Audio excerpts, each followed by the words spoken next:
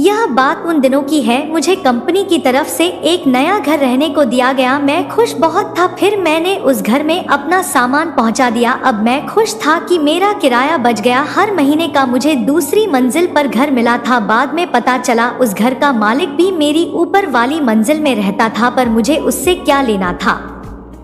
रविवार का दिन था, ऑफिस की छुट्टी थी। मैं आराम से सोकर उठा। मैंने चाय बनाई और अपनी गैलरी में आकर चाय का मजा लेने लगा। आज शिमला की तरफ से ठंडी हवा चल रही थी। मैं चाय पीते हुए ठंडी हवा का मजा लेने लगा।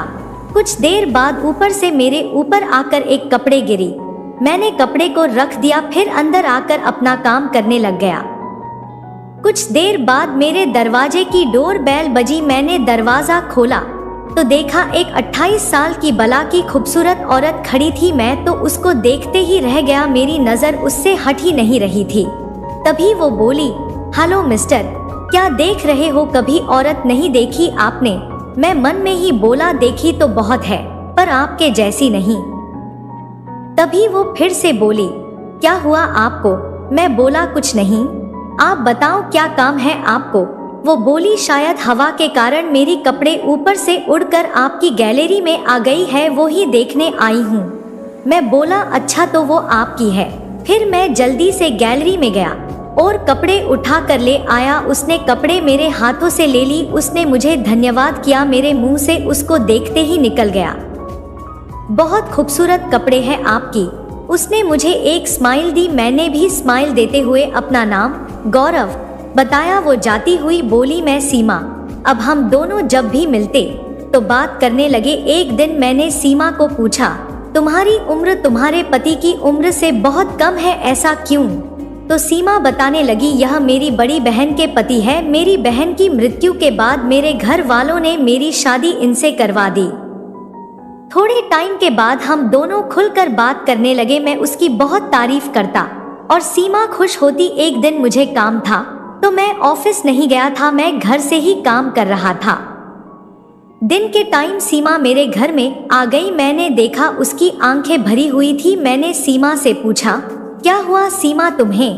तब सीमा मेरे गले से लगकर रोने लगी। आज पहली बार सीमा मेरी छाती के साथ लगे तो मुझे पता नहीं क्या होने लगा। सीमा को मैंने चुप करवाया, फिर उससे पूछा तो सीमा बताने लगी उसके पति किसी और के साथ भी रिश्ते में थे।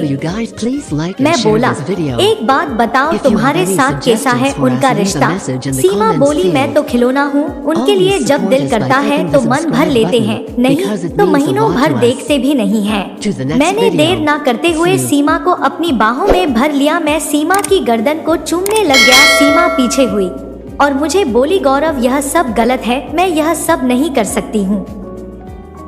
मैंने सीमा को छोड़ दिया। फिर सीमा जाने लगी तो मैं बोला, सीमा एक बार सोच लो, मैं तुम्हें सच्चा प्यार और तुम्हें खुश रख सकता हूँ, नहीं तो तुम्हारी मर्जी है।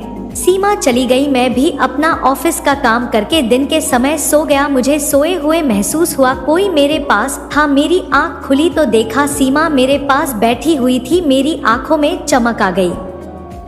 मैंने सीमा को अपने ऊपर खींच लिया और सीमा को चूमने लगा। सीमा भी मेरा साथ देने लगी।